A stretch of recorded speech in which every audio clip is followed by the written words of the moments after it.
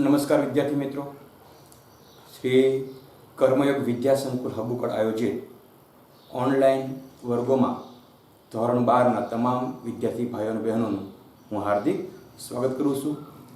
મિત્રો, આશા રાખું છું કે આપણે બધાએ સકુશળ રહીશું અને ઘરે જ હેમખેમ રહેશું અને ઘરે રહીને જ આપણો અભ્યાસ છે આપણે કરતા હોઈએ છીએ તેવી આશા રાખું છું.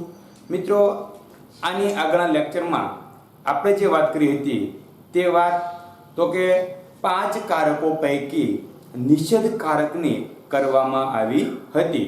એટલે કે ભાઈ આની આગળના લેક્ચરમાં લેક્ચર નંબર 2 માં આપણે તો કે નિષેધ કારકનું લક્ષણ, નિયમ અને સત્યતા કોષ્ટક દ્વારા એનું વિશ્લેષણ કર્યું હતું. હવે આજે આપણે જે વાત કરવાની છે એ બાકીના જે 4 કારકો છે એ એક સમાન જ છે. માત્ર છે 4 કારકોનું લક્ષણ અને નિયમ આપણે જો યાદ રાખીએ તો આપણને સમજવામાં અને લખવામાં સરળતા રહે છે. આપણે જે વાત કરી હતી કે વિભાગ ઈમાં 5 કારકોમાંથી એક કારક અવારનવાર પૂછાય છે, એટલા માટે આપણા માટે 5 કારકો અતિ મહત્વના છે. ઘણી વખત છે કારકોમાંથી છે એ ટૂંકા પ્રશ્ન કે વિકલ્પ પણ પૂછવામાં આવે છે. આની પહેલા ઘણીવાર વિધાનપરક પરિવર્તી કે વિધાનપરક અચલ એના પણ વિકલ્પો પૂછાતા હોય છે. એની છે પ્રાતિક રજૂઆત આપણે જોઈ હતી, એ ઘણી વખત આવી તો કે પ્રાતિક રજૂઆત પણ પૂછવામાં આવતી હોય છે. હવે મિત્રો, આપણે જ્યારે નિષેધ વિશે વાત કરી હતી ત્યારે આપણે જોયું હતું કે ભાઈ 5 કારકો છે એની પ્રસ્તાવના એક સમાન એક સરખી જ રહેશે. કઈ રીતે? તો કે જોઈએ આપણે કે સૌથી પહેલા આપણો જે પ્રશ્નની શરૂઆત છે એ પ્રસ્તાવનાથી જ થશે. અને આપણે પ્રસ્તાવના આગળના લેક્ચરમાં જોઈ હતી કે ભાઈ પ્રસ્તાવનામાં કઈ વસ્તુ આવી છે તો કે વિધાનપરક તર્કશાસ્ત્રના અથવા વિધાનપરક તર્કશાસ્ત્રમાં તાર્કિક કારકો કે તાર્કિક સંયોગીઓ પાયામાં રહેલા છે. આપણું પહેલું વિધાન એકદમ સરળ ભાષામાં લખી શકાય તેવી વસ્તુ છે કે ભાઈ વિધાનપરક તર્કશાસ્ત્ર છે અથવા વિધાનપરક તર્કશાસ્ત્રમાં તાર્કિક કારકો કે તાર્કિક સંયોગીઓ પાયામાં રહેલા છે. તો પછી તો કે આપણો બીજું વાક્ય કે વિધાનપરક તર્કશાસ્ત્રમાં 5 તાર્કિક કારકો આવે છે જે આ પ્રમાણે છે: નિષેધ, સમુચ્ચય, વિકલ્પન, શરતી અને દ્વિશરતી. આટલું લખાઈ જાય પછી તો કે આપણે છે એની આગળ આટલી વસ્તુ સૌથી પહેલા તો પહેલો મુદ્દો આપણો તો કે ભાઈ તાર્કિક કારકો કે સંયોગીઓ પાયામાં રહેલા છે. પછી બીજો મુદ્દો આપણે તો કે 5 તાર્કિક કારકોનો અભ્યાસ કરવામાં આવે છે. પછી તો કે આ 5 તાર્કિક કારકોનું ઘણું જ મહત્વ છે અને તેથી આ કારકો વિશે સમજ મેળવવી અનિવાર્ય છે. આટલી આપણી પ્રસ્તાવના થઈ ગઈ.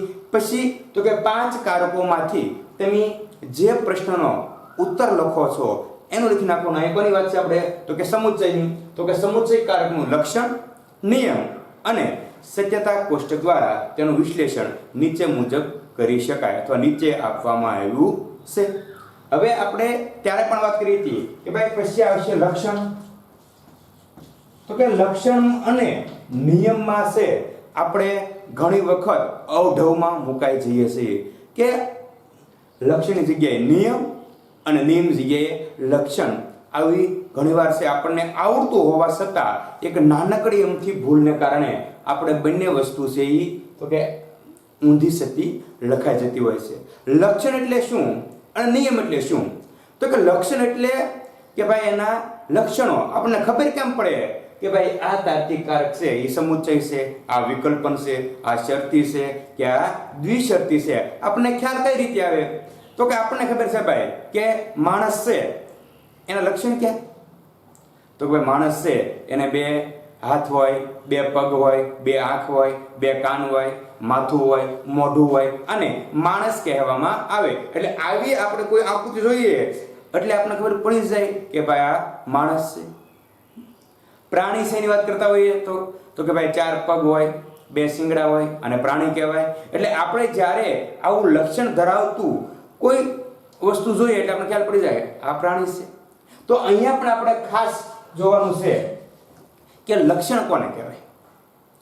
તો કે અહીંયા આપણે સમુચ્ચય છે, આ વિધાન છે એ સમુચ્ચય છે એમ ખબર કેમ પડશે? તો એ આપણે અહીંયા લખવાનું છે. હવે એની વાત આપણે કરતા પહેલા આ વસ્તુ જોઈ લઈએ કે ભાઈ લક્ષણ અને નિયમમાં છે આપણે કોઈ પ્રકારની મુશ્કેલી ન પડે એનો ખ્યાલ રાખવાનો છે. હવે આપણે તો કે વાત કરવા જઈ રહ્યા છીએ સમુચ્ચયના લક્ષણની. તો કે સમુચ્ચયનું લક્ષણ કોને કહેવાય? તો આપણે એ વાત કરીએ.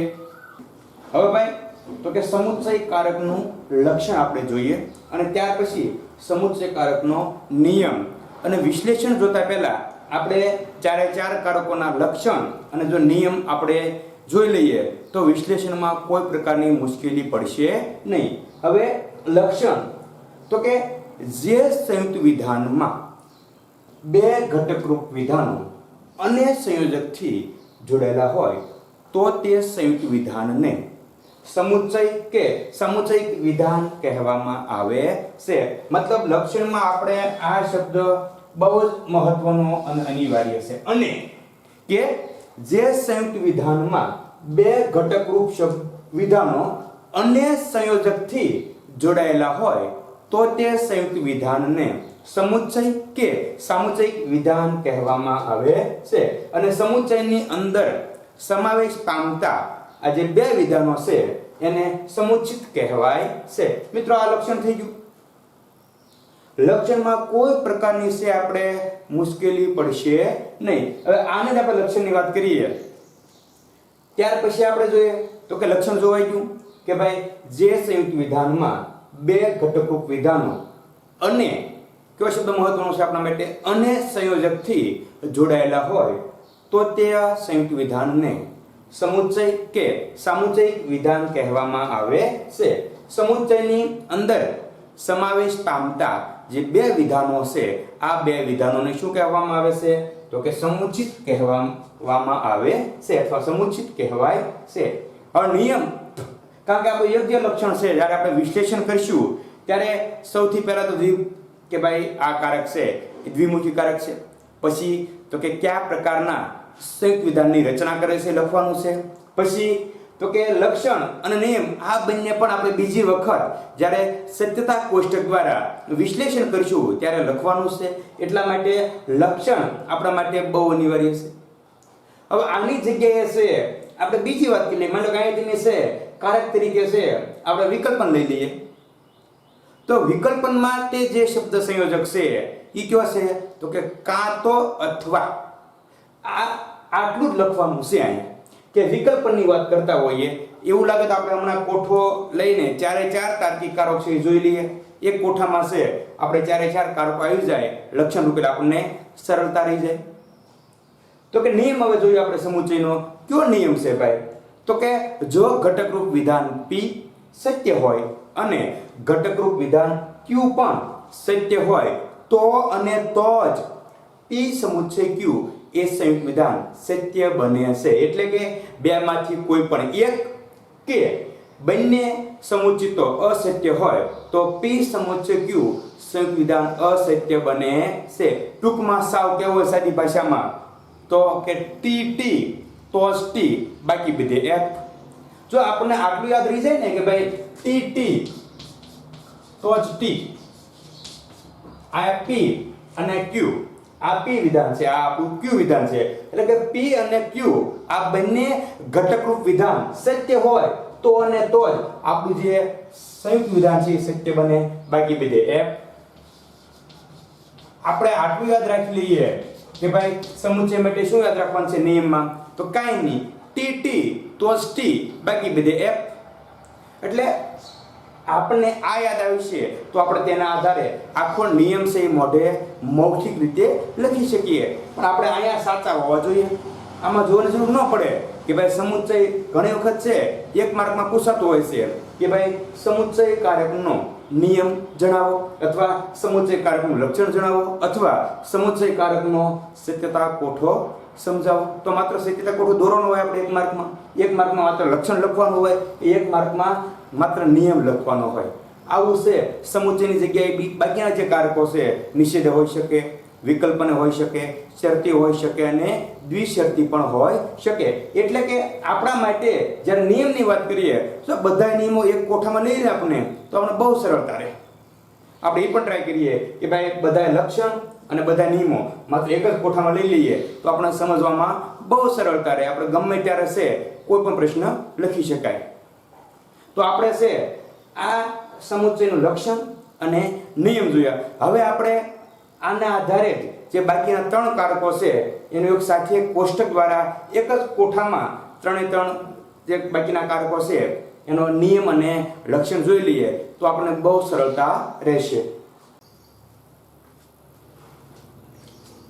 હવે જોઈએ મિત્રો કે આપણી સામે 4 કારકો બાકીના છે એનું લક્ષણ અને નિયમ આપણે આપણી સમક્ષ અહીંયા રજૂ કર્યા છે, જેથી આપણને છે એક સાથે સમજવાથી ઘણો ફાયદો થશે. સાથે સાથે ગમે ત્યારે લક્ષણ કે નિયમ પૂછાય તો આપણને ટૂંકમાં યાદ હોય તો આપણે તેના આધારે છે એ વધારે વ્યવસ્થિત લખી શકાય. તો સૌથી પહેલા આપણે વાત કરીએ સમુચ્ચય. તો કે ભાઈ સમુચ્ચય કારકનું લક્ષણ. તો કે એના માટે આપણે લક્ષણ એટલે અને શબ્દ આપણે ખાસ યાદ રાખવાનો છે. એમાં આપણે કાંઈ લખવાનું કે સમુચ્ચય એ એવું સત્યતા ફલનલક્ષી કારક છે કે જેમાં 2 ઘટકરૂપ વિધાનો અને સંયોજકથી જોડાયેલા હોય તો તે સંયુક્ત વિધાનને સમુચ્ચય કે સામુજ્જિક વિધાન કહેવામાં આવે છે. મતલબ પછી આપણે આ લખવાનું છે કે ભાઈ 2 ઘટકરૂપ વિધાનો જો અને સંયોજકથી જોડાયેલા હોય તો તેવા સંયુક્ત વિધાનને સમુચ્ચય કે સામુજ્જિક વિધાન કહેવામાં આવે છે. પછી તો કે બીજું આપણે સમુચ્ચય વિશે લખવાનું છે કે સમુચ્ચય સંયુક્ત વિધાનની અંદર સમાવેશ પામતા બંને વિધાનોને સમુચ્ચિતો કહેવામાં આવે છે. એના જેવું લક્ષણ આપણે જરાક આગળ વહી આવીએ તો કે વિકલ્પનમાં. તો કે વિકલ્પનના જે લક્ષણ છે એમાં કાં તો અથવા આ આપણા માટે મહત્વનું છે. આ શબ્દ અંદર આવવો જોઈએ. હવે જે રીતે આપણે સમુચ્ચયનું લખ્યું તે જ રીતે આપણે વિકલ્પનનું પણ લખી શકાય. તો કે વિકલ્પનું લક્ષણ શું બનશે ભાઈ?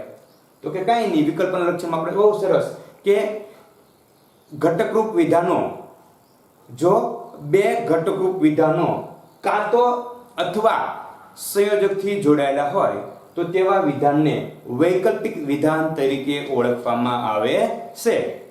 કાં તો અથવા આ શબ્દ આવવો જોઈએ કે ભાઈ જો 2 ઘટકરૂપ વિધાનો કાં તો અથવા શબ્દથી જોડાયેલા હોય તો તેવા સંયુક્ત વિધાનને વૈકલ્પિક વિધાન તરીકે ઓળખવામાં આવે છે.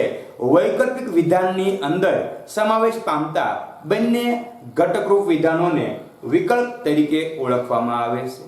ત્યાર પછી શરતી. તો કે જો અને તો આપણે આટલું યાદ રાખવાનું છે કે જો 2 ઘટકરૂપ વિધાનો જો તો સંયોજકથી જોડાયેલા હોય તો તેવા વિધાનને શરતી વિધાન તરીકે ઓળખવામાં આવે છે.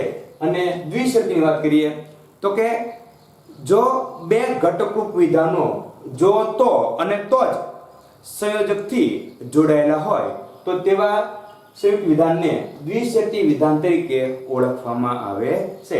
એટલે કે ભાઈ આટલી વસ્તુ આપણે જોઈએ તો આના આધારે આપણે છે 4 કારક છે એનું લક્ષણ લખી શકાય. લક્ષણ લખવા માટે ઉપરનો શબ્દ મહત્વનો છે કે ભાઈ સમુચ્ચયમાં શું આવશે તો કે અને, વિકલ્પમાં શું આવે તો કાં તો અથવા, શરતીમાં જો તો અને દ્વિશરતીમાં જો તો અને તો જ. માત્ર ઉપરના શબ્દ યાદ રાખીએ એટલે આપણને અંદર તો લખતા આવડે છે કે 2 ઘટકરૂપ વિધાનો અને શબ્દથી જોડાયા હોય તો સમુચ્ચય. જો 2 ઘટકરૂપ વિધાનો કાં તો અથવા શબ્દથી જોડાયેલા હોય તો કે વિકલ્પન. શરતી કઈ રીતે તો કે જો ઘટકરૂપ વિધાનો જો તો શબ્દ સંયોજકથી જોડાયેલા હોય તો તેને શરતી.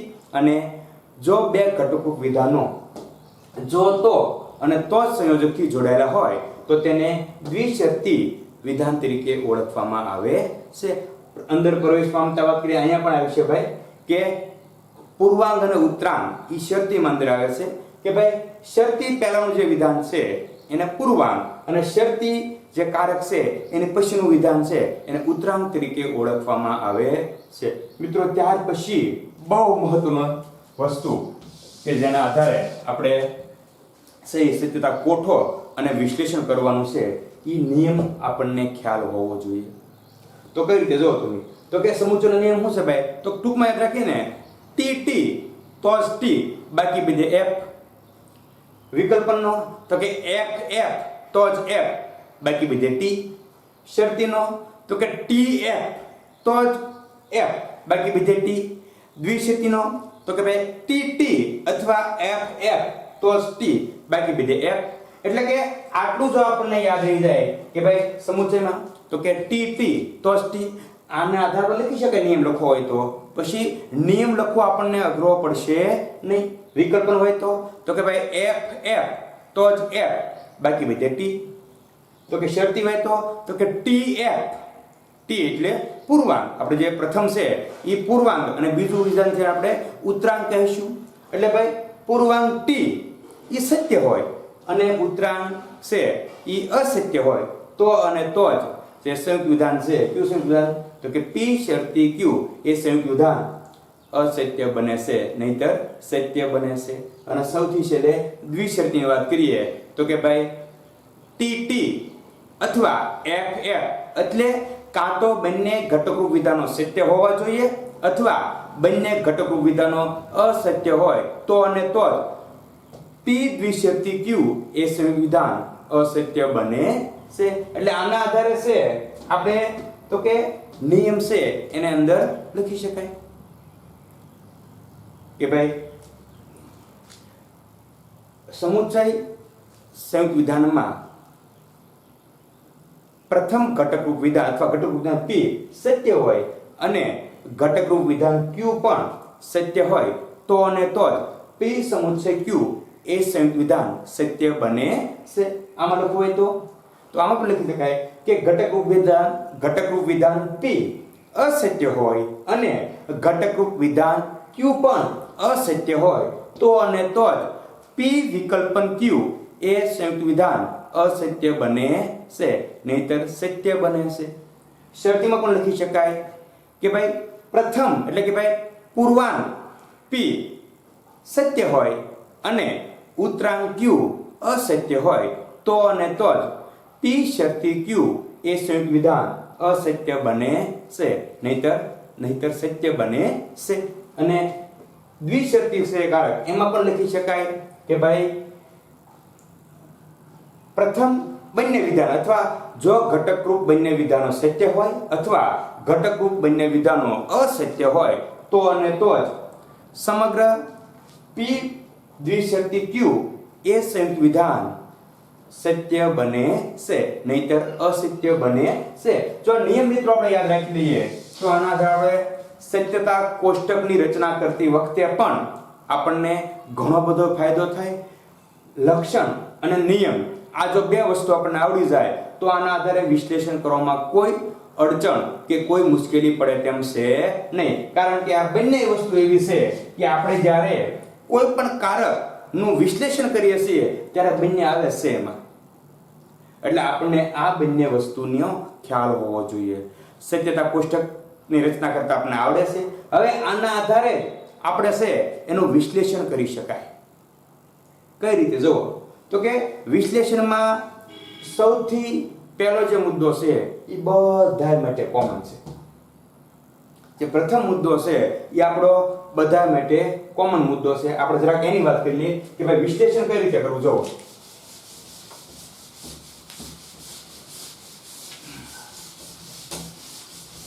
હવે આપણે ચારે ચાર કારકને એક સાથે વિશ્લેષણ રૂપે જોવું હોય તો સૌથી પહેલો જે મુદ્દો આપણો આવે છે એ આવશે તો કે કોઈ પણ ચારમાંથી કોઈ પણ કારક પૂછાય વિશ્લેષણનો પહેલો મુદ્દો હશે કે ભાઈ સમુચ્ચય પૂછવાનું હોય સમુચ્ચય એ દ્વિમુખી કારક છે. વિકલ્પન હોય તો વિકલ્પન એ દ્વિમુખી કારક છે.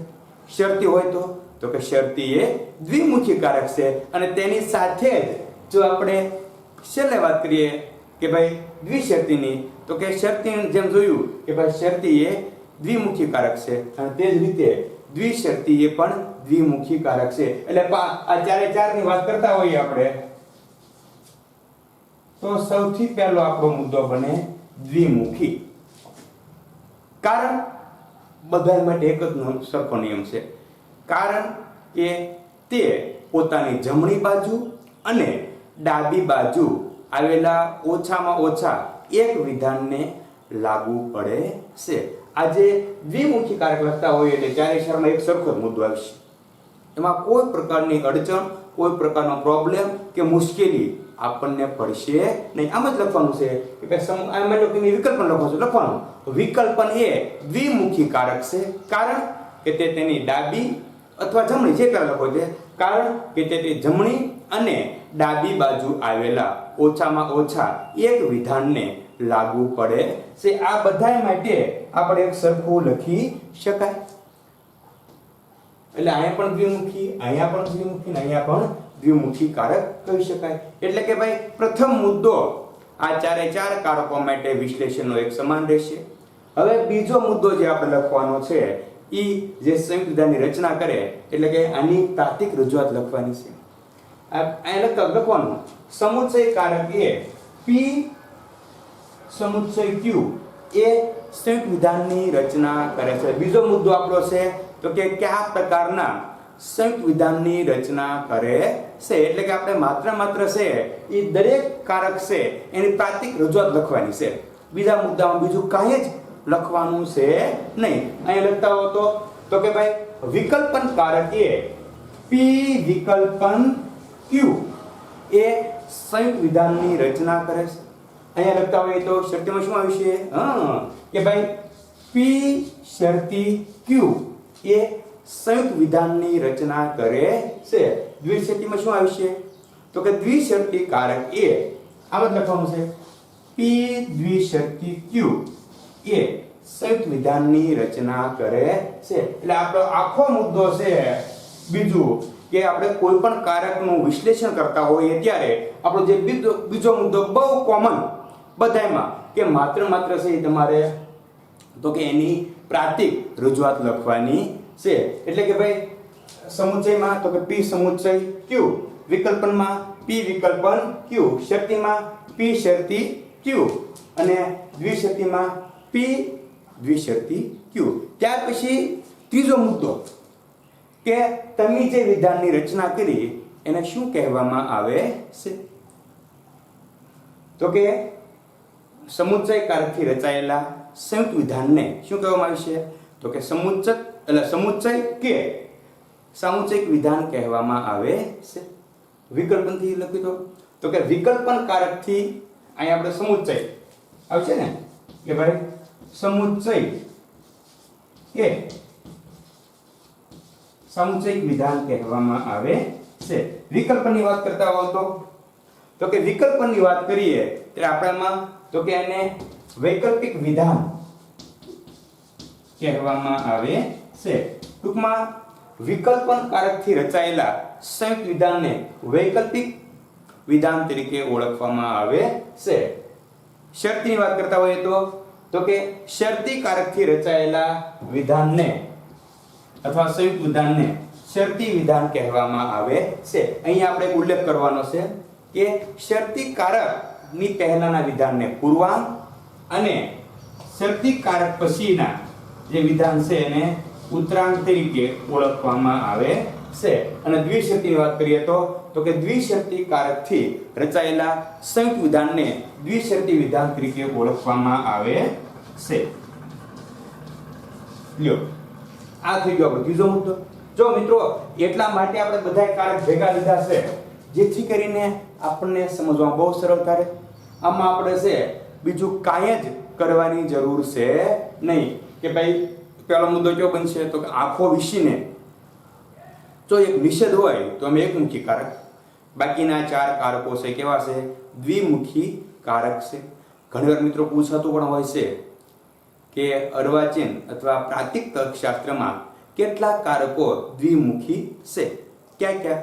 તો આપણે બહુ સ્વાભાવિક અને સહજતાથી કહી શકીએ કે ભાઈ તર્કશાસ્ત્રમાં 4 કારકો દ્વિમુખી કારક છે. ક્યાં ક્યાં? સમુચ્ચય, વિકલ્પન, શરતી અને દ્વિશરતી. એટલે કે પહેલો મુદ્દો છે આપણો, જો વિશ્લેષણ ગમે તે હોય, આપણે જ્યારે પહેલા મુદ્દાનું વિશ્લેષણ કરીએ છીએ તો એક જ વસ્તુ આવશે કે ભાઈ દ્વિમુખી કારક છે. શા માટે દ્વિમુખી કારક છે? તો કે કારણ કે તેની ડાબી અને જમણી બાજુ આવેલા ઓછામાં ઓછા એક વિધાનને લાગુ પડે છે અથવા લાગુ કરી શકાય છે. બીજો મુદ્દો આપણો કયો બનશે? તો કે ઈ જે સંયુક્ત વિધાનની રચના કરી એની પ્રાતિક રજૂઆત કે ભાઈ સમુચ્ચય કારકથી રચાયેલા છે અથવા સમુચ્ચય કારક છે એ આપણને કયા વિધાનની ફલશ્રુતિ આપે છે.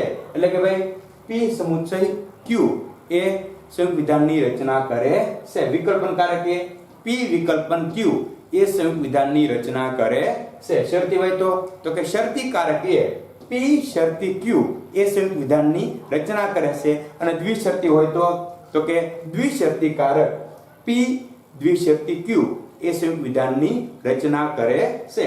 પછી એને શું કહેવાય? તો કે સમુચ્ચય કારકથી રચાયેલા સંયુક્ત વિધાન. અને જો આપણે મિત્રો સંયુક્ત વિધાન બધે તમે જ્યારે છે ઈ આ વિધાનની વાત કરતા હો એટલે એ ઘટકરૂપ વિધાન અને સંયુક્ત વિધાન એટલે બે ઘટકરૂપ વિધાનો ભેગા થઈને જે વિધાન બને છે એને આપણે સંયુક્ત વિધાન કહીએ છીએ.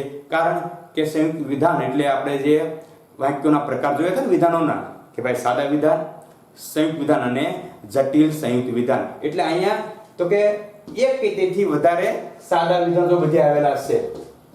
એક કે તેથી વધારે સાદા વિધાનનો સમાવેશ થતો હોય તેને તો કે સંયુક્ત વિધાન કહેવામાં આવે છે. એટલે કે ભાઈ અહીંયા બધે લખવાનું છે કે સમુચ્ચય કારક એ P સમુચ્ચય Q એ સંયુક્ત વિધાનની રચના કરે છે. વિકલ્પન હોય તો મેં કીધું P વિકલ્પન Q વિધાનની રચના કરે છે. શરતી હોય તો કે P શરતી Q એ સંયુક્ત વિધાનની રચના કરે છે. હવે એ જ રીતે આપણે જોઈએ કે જે સંયુક્ત વિધાનની રચના થઈ તેને શું કહેવામાં આવે છે? તો કે સમુચ્ચય કારકથી રચાયેલા સંયુક્ત વિધાનને સમુચ્ચય કે સામુચ્ચયિક વિધાન કહેવામાં આવે છે. વિકલ્પન કારકથી રચાયેલા સંયુક્ત વિધાનને વૈકલ્પિક વિધાન તરીકે ઓળખવામાં આવે છે. શરતી કારકથી રચાયેલા સંયુક્ત વિધાનને શરતી વિધાન તરીકે ઓળખવામાં આવે છે. અહીં આપણે બીજી સ્પષ્ટતા પણ કરવાની છે કે શરતી કારકથી આગળના વિધાનને પૂર્વાંગ અને શરતી કારકથી પાછળના વિધાનને ઉત્તરાંગ તરીકે ઓળખવામાં આવે છે. અને સૌથી છેલ્લે દ્વિશરતી કારકથી રચાયેલા વિધાનને અથવા દ્વિશરતી કારકથી રચાયેલા સંયુક્ત વિધાનને દ્વિશરતી વિધાન તરીકે ઓળખવામાં આવે છે. અને ત્યાર પછીનો બધાય માટેનો જે આપણો કોમન મુદ્દો છે એ તો કે સત્યતા ફલનલક્ષી કારક. આમાં કાંઈ જોવા નથી. સમુચ્ચય એ સત્યતા ફલનલક્ષી કારક છે. લખી નાખવાનું કે ભાઈ સત્યતા ફલનલક્ષી કારક.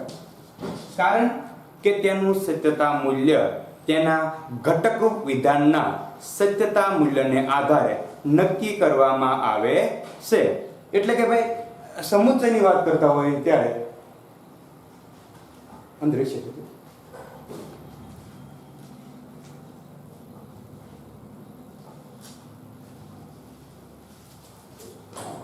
એટલે કે જ્યારે આપણે સમુચ્ચય વિધાનની વાત કરતા હોય ત્યારે તો કે સમુચ્ચય એ તો કે સત્યતા ફલનલક્ષી કારક છે. વિકલ્પન એ તો કે એમાં પણ આ બધાય જે સમુચ્ચય, વિકલ્પન, શરતી અને દ્વિશરતી આ ચારે ચાર જે વસ્તુ આપણી છે એમાં એક મુદ્દો આ કોમન રહેશે. પહેલો મુદ્દો પણ કોમન છે અને આપણો ચોથો મુદ્દો પણ કોમન કહી શકાય. શા માટે? તો કે સત્યતા ફલનલક્ષી કારક છે. કારણ કે તેનું સત્યતા મૂલ્ય તેના ઘટકરૂપ વિધાનોને આધારે નક્કી કરવામાં આવે છે.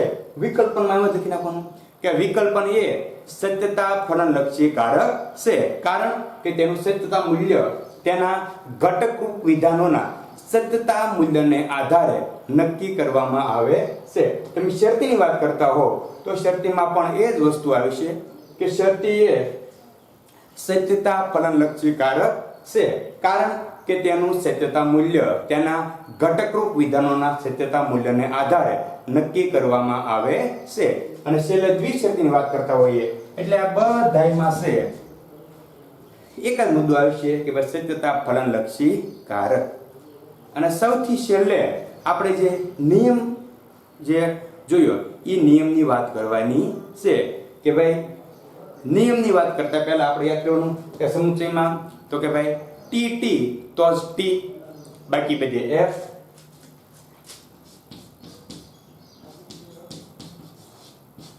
પછી વિકલ્પનની વાત કરતા હોઈએ તો કે વિકલ્પનની આપણે જ્યારે વાત કરતા હોઈએ ત્યારે એફ એફ તો જ એફ, બાકી બધે ટી. શરતીની વાત કરતા હોઈએ ત્યારે પૂર્વાંક સત્ય અને ઉત્તરાંક અસત્ય હોય તો જ સંયુક્ત વિધાન છે એ અસત્ય બને છે, નહીંતર સત્ય બને છે. અને દ્વિશરતીની વાત કરતા હોઈએ ત્યારે તો કે ભાઈ ટી ટી અને એફ એફ તો જ ટી, બાકી બધે એફ. એટલે કે ભાઈ આ આપણે જે નિયમ જોયો હતો એ નિયમ અહીંયા પાછો છેલ્લે લખવાનો થાય છે કે ભાઈ ટી ટી અને એફ એફ તો જ ટી, બાકી બધે એફ. એટલે મિત્રો આ વસ્તુ આપણે જોઈએ અહીંયા તો કે આટલી વસ્તુને આધારે છે એ આપણે તો કે સમગ્ર જે ચારે ચાર કારકો છે એનું છે વિશ્લેષણ કરી શકાય છે. એટલે કે ભાઈ આપણું જે છેલ્લું વિધાન છે આમ આપણે વાત કરીએ તો જો પહેલા દ્વિમુખી કારક, પછી તો કે પી વિકલ્પન, ક્યુ કે પી છે એટલે કયા પ્રકારના સંયુક્ત વિધાનની રચના કરે તે લખવાનું છે, અને સંયુક્ત વિધાનને શું કહેવામાં આવે છે એ લખવાનું છે. અને સૌથી છેલ્લે આપણે નિયમ લખવાનો છે. નિયમમાં મેં કીધું એમ પ્રથમ અથવા ઘટકરૂપ વિધાન પી સત્ય હોય અને ઘટકરૂપ વિધાન ક્યુ પણ સત્ય હોય તો અને તો જ પી સમુચ્ચય ક્યુ એ સંયુક્ત વિધાન સત્ય બને છે.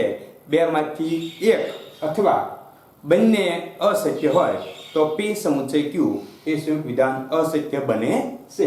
વિકલ્પની વાત કરીએ તો કે ઘટકરૂપ વિધાન પી અસત્ય હોય અને ઘટકરૂપ વિધાન ક્યુ પણ અસત્ય હોય તો પી વિકલ્પન ક્યુ એ સંયુક્ત વિધાન અસત્ય બને છે, નહીતર સત્ય બને છે.